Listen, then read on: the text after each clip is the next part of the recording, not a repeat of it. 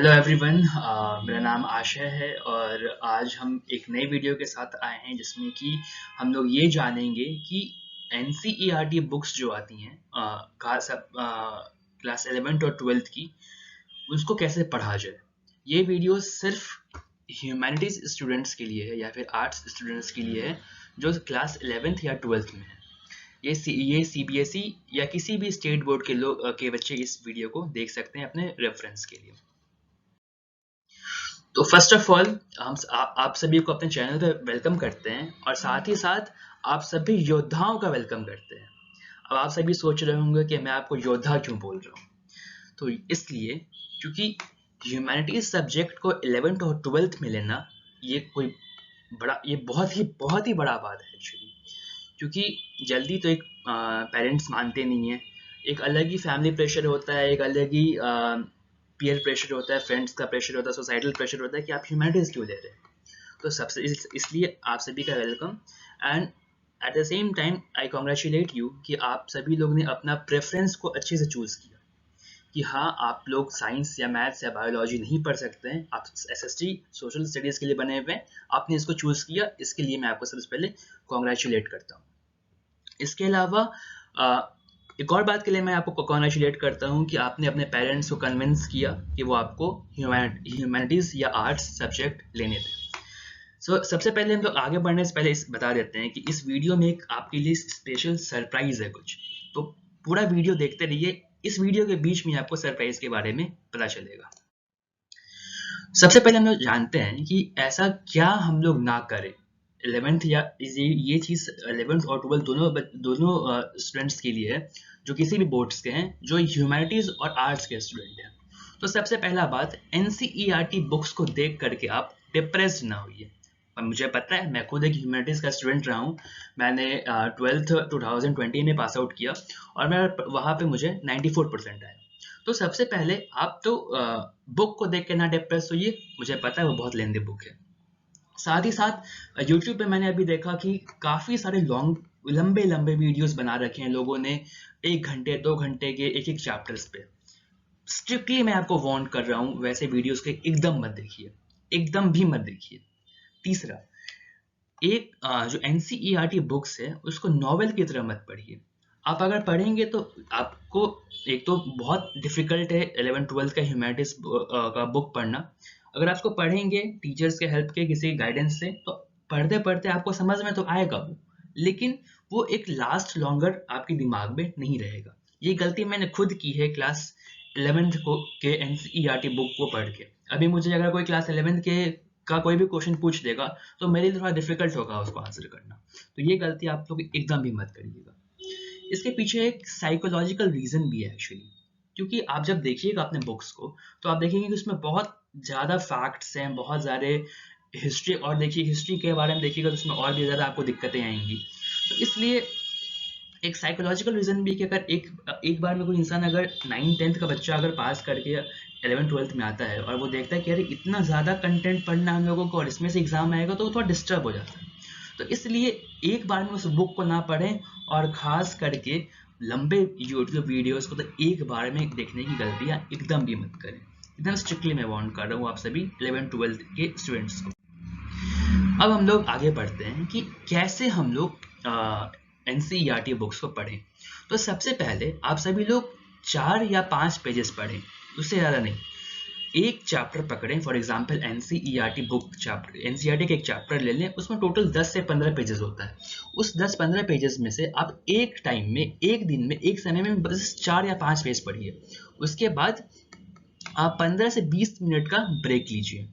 ये सबसे ज़्यादा इम्पोर्टेंट है, वेरी वेरी इंपॉर्टेंट है कि आप 15 से 20 मिनट का ब्रेक लीजिए 4-5 पेजेस पढ़ने के बाद उसको, और फिर 20 मिनट ब्रेक लेने के बाद फिर 4 से 5 पेज पढ़िए।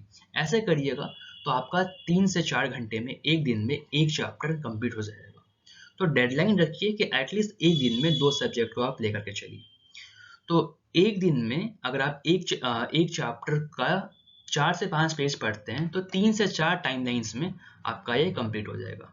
3 से 4 टाइमलाइंस का मतलब है कि 4-5 पेज एक बार पढ़े तो वो एक वन टाइमलाइन हुआ, फिर आप 15 से 20 मिनट का ब्रेक लिए। उसके बाद फिर आप सेकंड टाइम लाइन में 4 से 5 पेज पढ़े, फिर दूसरा ब्रेक लिए, ऐसे आप पढ़िए उसको। तब आपको वो जो मैंने आपको साइकोलॉजिकल रीजन बताया वो भी आपको इम्पैक्ट नहीं करेगा। उसके बाद ब्रेक के बाद फिर से आप 4-5 पेजेस अपना पढ़िए और आगे बढ़िए, और अपने एक चैप्टर को एनसीईआरटी बुक के, जैसे कि ह्यूमैनिटीज में sociology, psychology, history, political science, geography, economics, ये सारे सब्जेक्ट्स आते हैं। तो इन सारे सब्जेक्ट्स का कोई एक चैप्टर को आप 3 दिन में ख़त्म करिए। मैं ऐसा क्यों बोल रहा हूँ, उसके पीछे एक कारण है जो अब आपको आगे की वीडियोस में, आगे के इसी वीडियो में आगे में आपको पता चलेगा, तो आप पूरा वीडियो देखिए। 5वां पॉइंट ये है कि अगर आपको मैं 4 से 5 पेज ही पढ़ने को बोल रहा हूँ, तो आप उस 4 से 5 पेज को पूरा फुल प्रेजेंस ऑफ माइंड के साथ पढ़िए, कहीं अपना दिमाग को डाइवर्ट मत करिए। एक ऐसा साइलेंट रूम खोजिए कोई, जहाँ पे आप एकदम शांत माहौल में पढ़ सके। अगर आप सुबह में पढ़ने वाले विद्यार्थी हैं तो सुबह में पढ़िए, या फिर रात में पढ़ने वाले विद्यार्थी हैं तो रात में पढ़िए, जैसा आपको सही लगे। कोई एक हार्ड एंड फास्ट रूल ऐसा कुछ भी नहीं होता है कि सुबह उठ के पढ़िएगा तो आप सक्सेस कर जाएगा, ऐसा कुछ भी नहीं होता है। हम एक खुद रात में पढ़ने वाले स्टूडेंट हैं, तो ऑल्दो मैंने कोई अभी सक्सेस हासिल नहीं किया, बट मैं आपको एक एग्जांपल दे रहा हूँ। अगर आप हॉस्टल में रह रहे हैं, क्योंकि मैं हॉस्टल में रह के 11th-12th किया, तो वहाँ बहुत हल्ला हंगामा शोर होता है। मैं अपने पर्सनल एक्सपीरियंस से बता रहा हूँ कि मेरे ही हॉस्टल में बच्चे इतना हल्ला करते थे कि हम पढ़ नहीं पाते थे। इनफैक्ट 12th बोर्ड्स के समय में मेरे स्कूल में रिकन्स्ट्रक्शन का काम चल रहा था हॉस्टल में, उससे मेरे को बहुत दिक्कत होता था। तो मैं कभी इस स्कूल में, कभी आगे, कभी दूसरे स्कूल के ब्लॉक में जाके ऐसे जाके पढ़ता था, लाइब्रेरी में जाकर के पढ़ता था। तो एक शांत रूम खोजिए इस एनसीईआरटी बुक्स को पढ़ने के लिए। अब आप क्या करिए कि जैसे जैसे आपका 4-5 पेज आप पढ़ लिए, तो या आप क्या करिए कि 1 महीने में या 1 हफ्ते में आप एक बार में 4 से 5 पेज पढ़िए। फिर 1 हफ्ते बाद या फिर 1 महीने के बाद आप उस 4-5 पेज की लिमिट को 7-8 पेज में कन्वर्ट करिए। यानी कि अगर आप एक टाइम लाइन में 4 से 5 पेज पढ़ते थे एक बार में, और फिर आप ब्रेक लेते थे, तो अब आप नेक्स्ट महीने में आप 7 से 8 पेज पढ़िए, फिर ब्रेक लीजिए, फिर 7 से 8 पेज पढ़िए। ऐसे आपका स्पीड लिमिट भी फास्ट होगा। अभी 9th में आप देख रहे होंगे कि ये स्टार्स है, यहीं पे मैं आपको सरप्राइज के बारे में बताता हूँ। देखिए, जैसे कि मैंने बताया कि मैं एक ह्यूमैनिटीज का स्टूडेंट हूँ, तो मैं अब 11th और 12th के बच्चों के लिए चैप्टर वाइज छोटे छोटे videos line by line NCERT पढ़ पढ़ के समझाऊंगा, और वो पेजेस वाइज और चैप्टर वाइज होंगे, और वो 10 मिनट से ज़्यादा वीडियो, 10 मिनट से बड़ा वीडियो नहीं होगा। तो आप उसको रेफर करिए अपने फुल गाइडेंस के लिए, उसको एक चैप्टर को पूरी तरीके से समझने के लिए। अब हम लोग आते हैं कि अगर कोई बच्चा बहुत ज़्यादा बोर्ड ओरिएंटेड है, यूपीएससी ओरिएंटेड है, जैसे कि हम भी बोर्ड्स के लिए काफ़ी ज़्यादा ओरिएंटेड थे, तो जैसा कि मैंने आपको बताया कि आप एक चैप्टर को 3 दिन में पढ़िए। अब उसका रीज़न मैं आपको यहाँ बताता हूँ। आप 1 से 2 दिन में एक चैप्टर को रीड कर जाइए, कोशिश कीजिए कि एक दिन में आप कंप्लीट कर जाओ। दूसरे दिन में आप रिवीजन करिए, और उसी दूसरे और तीसरे दिन में आप नोट्स बनाइए। नोट्स में 2 तरह के नोट्स होते हैं, मैं आपको पहला वाला यहाँ बता रहा हूँ।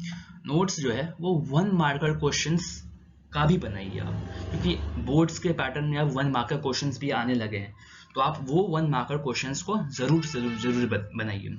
देखिए, इसका बहुत ज़्यादा बेनिफिट है।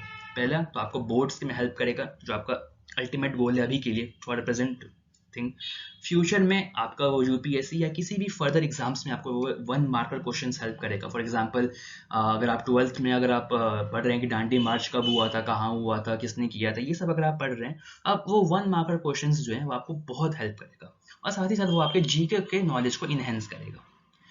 तीसरा पॉइंट जो सबसे इम्पॉर्टेंट है बोर्ड ओरिएंटेड स्टूडेंट्स के लिए, वो ये है कि एटलीस्ट 1 साल में आपको एक बुक को 4 से 5 बार पढ़ना है। अगर आप 12th में हैं और आपका 2 बुक है हिस्ट्री में, तो आप एक बुक को 4 से 5 बार पढ़िए, दूसरे बुक को भी 4 से 5 बार पढ़िए।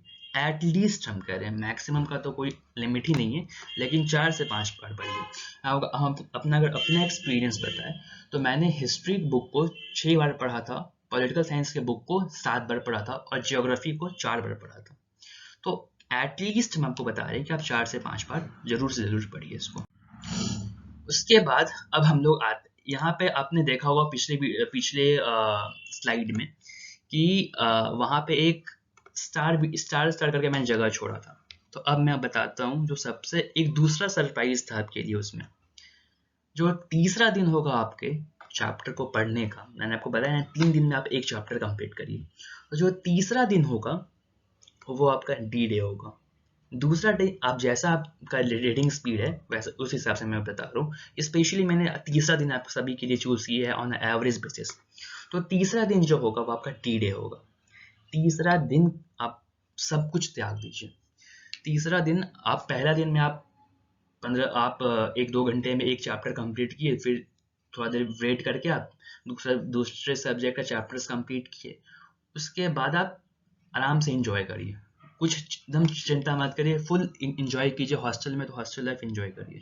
लेकिन जब आपका उसी 3 दिन के कोर्स में तीसरा दिन आता है तो आप उस दिन बहुत ज़्यादा ध्यान दीजिए। उस दिन सारा इंजॉयमेंट छोड़ के आप बस पढ़ाई पे ध्यान दीजिए। क्यों? क्योंकि वो तीसरा दिन होगा आपका नोट्स बनाने का, खासकर यूपीएससी के स्टूडेंट्स के लिए और बोर्ड्स ओरिएंटेड स्टूडेंट्स के लिए। मैं सबसे ज़्यादा अभी मैं बोर्ड पे फोकस कर रहा हूँ, तो बोर्ड के ओरिएंटेड स्टूडेंट्स के लिए आप तीसरा दिन में आप अपना पूरा दिन डेडिकेट कर दीजिए नोट्स बनाने के लिए। सब कुछ छोड़ दीजिए। आप 10 से 15 साल पुराना बोर्ड का पेपर उठाइए। मैं अपना पर्सनल एक्सपीरियंस के साथ बता रहा हूँ कि 10 से 15 साल पुराना क्वेश्चन पेपर उठाइए। और आप अगर मान लीजिए मैं अगर 12th का बताऊँ तो 12th में चैप्टर 1 है हड़प्पन सिविलाइजेशन। तो 10 से 15 साल के पुराने क्वेश्चन पेपर में जितने भी क्वेश्चंस हैं हड़प्पन सिविलाइजेशन के, उसको आप लिखिए एक जगह पे और उन सभी का आंसर उस तीसरे दिन में लिख करके खत्म करिए एक सिंगल गो में। अगर आपको 4 घंटा उस दिन बैठना पड़ता है, 5 घंटा बैठना पड़ता है, तो आप जरूर से जरूर बैठिए, उसको कंप्लीट करिए। फिर जो तीसरा दिन है उसमें आपको उन सारे क्वेश्चंस के आंसर लिख देने हैं जो उस 10 से 15 साल के पेपर में आया हुआ है।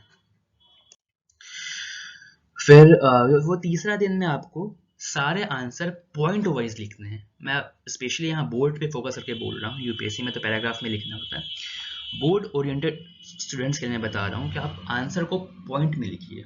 और जैसा क्वेश्चंस आया है लास्ट 10-15 साल के पेपर में, बहुत सारे क्वेश्चन तो आपको रिपीट ही मिलेंगे। मैं आपको बताता हूँ कि एक चैप्टर से आपको 10 से 15 साल पुराने पेपर में 8-9 क्वेश्चन से ज़्यादा नहीं मिलेगा। ऑन एवरेज मैं बता रहा हूँ, किसी में 10 भी हो सकते हैं, 11 भी हो सकते हैं, बट ऑन एवरेज 8-9 से क्वेश्चन ज़्यादा आपको नहीं मिलेंगे।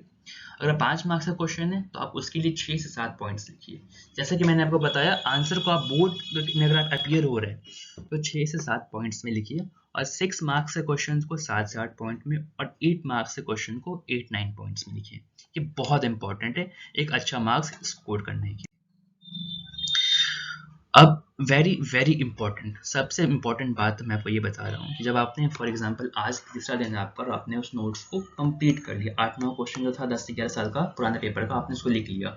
उसके बाद आप 3 से 4 पेज, 5 पेज एटलीस्ट आप उसके बाद का छोड़ करके फिर आगे कुछ और उस पर लिखिएगा, मतलब नेक्स्ट चैप्टर्स में लिखिएगा। क्योंकि एक सबसे इंपॉर्टेंट की फैक्ट मैं आपको बता रहा हूँ, एनसीईआरटी बुक एक ऐसा बुक है जिसमें कि आप जब जितने बार उसको पढ़िएगा उतने बार आपको कुछ एक नया कुछ जानने को मिलेगा। एक मेरा पर्सनल एक्सपीरियंस है ये, और ये सभी लोग आपको बताएंगे कि ह्यूमैनिटीज या फिर आर्ट्स कि किसी भी सब्जेक्ट के बुक्स को अगर आप पढ़िएगा, एनसीईआरटी बुक को जितने बार पढ़िएगा उतने बार आपको कुछ ना कुछ नया से नया जानने को मिलेगा। तो उस 4 से 5 पेज को छोड़िए कि अगर आपको कुछ नया मिलता है 1 मार्कर क्वेश्चन, या आपको लगता है कि ये क्वेश्चन एग्जाम में आ सकता है जो पीछे पहले नहीं आया है, तो उन क्वेश्चंस को वहां लिखिए और उसका आंसर वहां पे राइट डाउन करिए और पॉइंट में लिखिए। अब आते हैं लास्ट में पर्सनल एक्सपीरियंस, एक और कंक्लूजन। बस सबसे इम्पोर्टेंट जो अभी मैं आपको बताता हूँ वो ये है कि एक बार में कभी भी ये एक चैप्टर को मत पढ़िए अगर आप स्टार्टिंग कर रहे हैं तो। मैंने ये गलती 11th में की थी। नॉवेल की तरह मैं पूरे एक बार में एक चैप्टर पढ़ जाता था, एकदम कोई फायदा नहीं उसका पढ़ने का। और आप क्या करिए कि आप जैसे मैंने आपको बताया 4 से 5 पेजेस पढ़िए, धीरे धीरे धीरे धीरे अपनी स्पीड को बढ़ाइए, 1 महीने में बढ़ाइए। मत भूलिए आपके पास 1 साल है और 1 साल लंबा समय होता है। आपको पता है आपको बहुत सारे असाइनमेंट्स मिलेंगे, बीच बीच में क्विजेज होंगे, टेस्ट होंगे, वो सब कवर हो जाएगा अगर आप इस तरीके से पढ़ते हैं और इस तरीके से एनसीईआरटी बुक को पढ़ते हैं और अपना बोर्ड एग्जाम का तैयारी करते हैं। सेकंड चीज़ ये है कि जितने भी यूट्यूब पे लंबे लंबे वीडियोस पड़े हुए हैं उनको देखने की गलती एकदम भी मत करिएगा, क्योंकि एक बार में आप देखने बैठ जाइएगा तो आप बहुत कुछ वो लोग बता देंगे, बट हाँ आप उसको रख नहीं पाइएगा अपने दिमाग में लंबे समय के लिए। तीसरा बात है कि ब्रेक लेना एकदम ना भूलिए। साइकोलॉजिकल रीज़न भी है, साइंटिफिक रीज़न भी है कि आधा घंटा पढ़ने के बाद आप 15 से 20 मिनट का ब्रेक ज़रूर लीजिए। अगर आप 11-12 के स्टूडेंट्स नहीं भी हैं, किसी भी चीज़ की तैयारी कर रहे हैं, तो थोड़ा देर पढ़ने के बाद एक छोटा सा ब्रेक ज़रूर लिया कीजिए। चौथा, रिवीजन। ये मेरी लाइफ की सबसे बड़ी गलती है 11-12 की। एक्चुअली ये मेरे पापा भी बताते हैं मुझे, मेरे सभी लोग जितने भी मेरे से जुड़े हुए लोग हैं सभी मुझे ये चीज़ बताते हैं कि रिवीजन सबसे इम्पॉर्टेंट चीज़ होता है, सबसे ज़्यादा। मैं रिवीजन एकदम भी नहीं करता था। मैं एक्सपेक्ट कर रहा हूँ और मैं सोचता भी हूँ कभी कभी, इंट्रोस्पेक्ट जब करता हूँ तो, कि अगर मैं रिवीजन पे फोकस किया रहता ना, तो अभी जो मेरे को 94% 11th-12th में जो आए हैं वो शायद 96 या 97 आ सकते थे। रिवीजन बहुत इंपॉर्टेंट होता है। और पांचवा, जैसा कि मैंने आपको बताया और आप सभी के लिए मैं एक चैप्टर वाइज वीडियोस बनाऊंगा 11-12 के लिए। 10-10 मिनट का, मैक्सिमम 10 मिनट का वो एक वीडियो हुआ करेगा, आप उसको ज़रूर देखिए। और इसके अलावा आपको कोई भी गाइडेंस चाहिए, पर्सनल गाइडेंस चाहिए, पर्सनल टीचिंग या पर्सनल गाइडेंस कुछ भी चाहिए, तो आप मुझसे आप कांटेक्ट कर सकते हैं। मेरे जीमेल आईडी जो मैंने आपको नीचे दिया हुआ है। Thank you so much. Please इस वीडियो को लाइक करिए, चैनल को सब्सक्राइब कीजिए और अपने जो भी रिव्यूज़ है, फीडबैक्स है इस वीडियो के रिगार्डिंग प्लीज़ आप कमेंट सेक्शन में बताइए। और जो बच्चे शर्मा रहे हैं कुछ क्वेश्चंस पूछने में या कुछ गाइडेंस लेने में, कुछ बच्चे शर्मीले होते हैं, तो मैंने उनके लिए नीचे अपना ईमेल आईडी लिख दिया है। आप उस पर अपना सारा क्वेश्चंस बना के मुझे भेज दीजिए, मैं पर्सनली सबको आंसर भेज दूँगा। Thank you.